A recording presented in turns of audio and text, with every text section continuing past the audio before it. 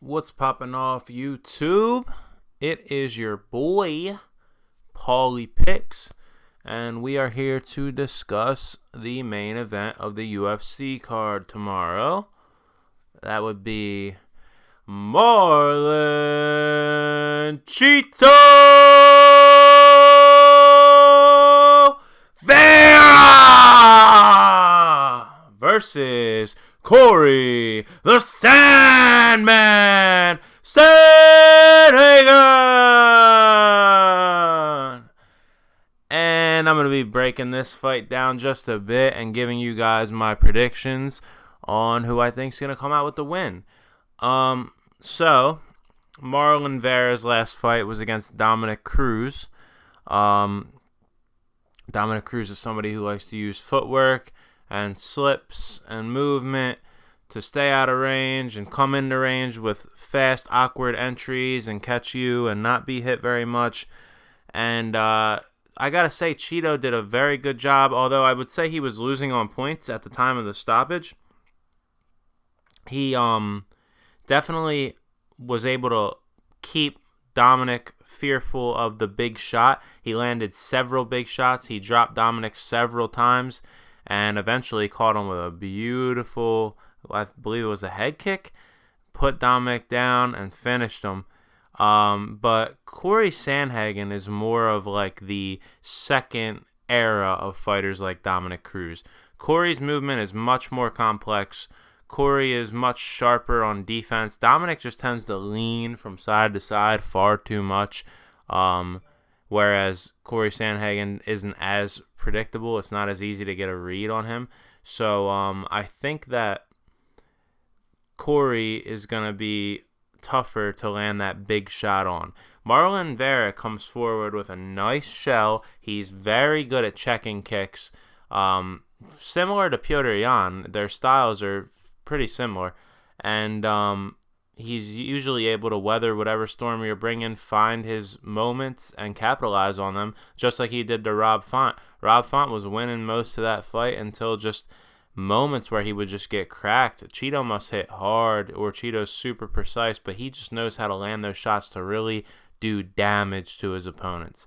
Cory Sandhagen had two fights with TJ Dillashaw and Petr Yan back-to-back. I thought he beat Dillashaw. If we're basing damage as the first criteria, I thought he got the win versus TJ. Just slightly, though. It was a very close fight. Could have gone either way. Petr Yan fight with Cory Sandhagen. I thought Cory had a good first round, and then Yan probably took every round after that. It was competitive, though, the whole time. It was like a chess match.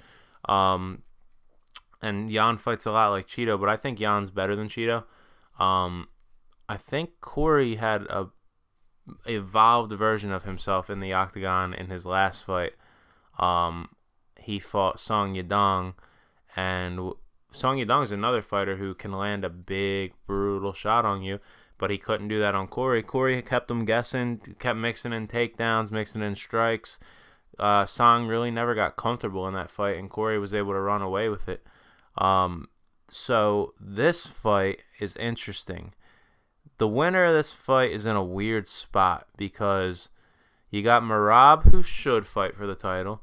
You got Sean, who will fight for the title.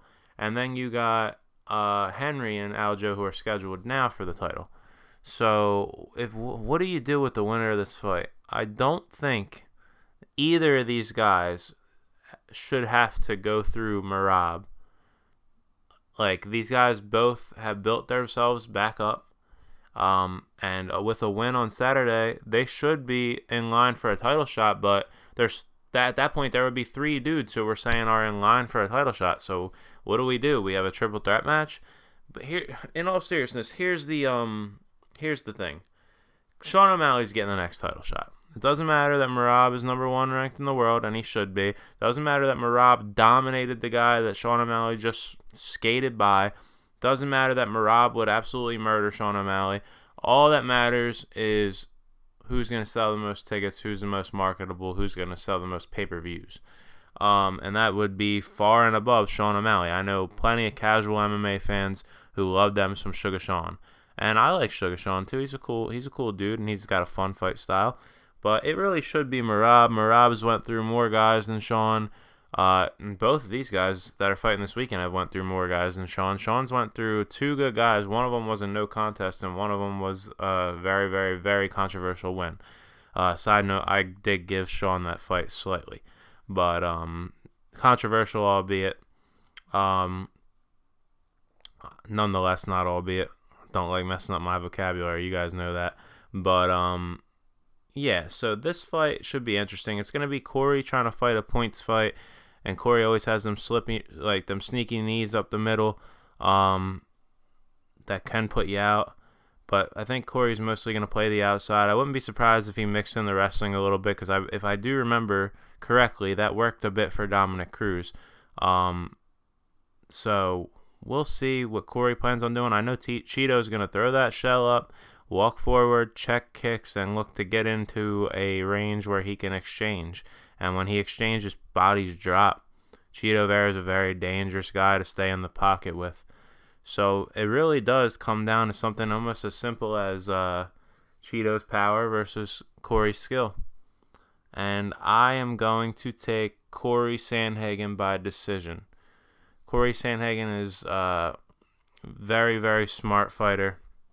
He learned from his mistakes. He had already faced the top guys and made mistakes and learned from them. I think Chito's been on his way to lose his last few fights before he was able to pull it out. I think that Chito's more than capable of getting the finish on Cory, but I think Cory's going to be able to outclass him a bit and at least win 3 rounds and go to the decision and get it done. And then I would love to see Cory versus O'Malley. I know it's not going to happen, but that would be a super fun fight. That would be an amazing fight. Maybe for an interim belt, because, if Aljo winds up beating Cejudo, then Aljo likes to take time off. So maybe we do an interim belt and completely screw Rob Davalishvili out of anything, or Merab out of anything, which would be unfortunate for him, but we know it's coming. We know he's not getting this fair shake. I already saw Dana saying, it's not in Merab's best interest to not want to fight Aljamain. So what he's going to do is he's going to offer Merab the title shot against Aljamain. Merab's obviously not going to take it for more than good reason. And then Dana's going to be like, the kid doesn't want to fight. The kid doesn't want to fight. The kid didn't want a world title shot. So we never have to give him one. Watch Power Slap. Yeah, so, I mean, it's a little bit of a log jam at the top of bantamweight right now, guys. But I'm rocking with Cory Sandhagen. He's going to get the win by decision. And yeah, that's pretty much it for that fight. Let me know in the comments who you guys think is going to win that fight. Hit the subscribe button. I've gotten a few subscribers over the last couple of days, and it's made me very grateful. I've been working really hard lately just on everything going on in my life. I work from 7 a.m. in the morning to 8, 9 p.m. at night just on various different things. And I'm really hoping that I can build some traction here, guys, because I love to do this stuff, and hopefully one day I'll be able to do it as my job. So hit that subscribe button if you're enjoying the videos. Leave a comment down below, and, I'll see you guys on tomorrow night when I give my instant reaction. Peace out.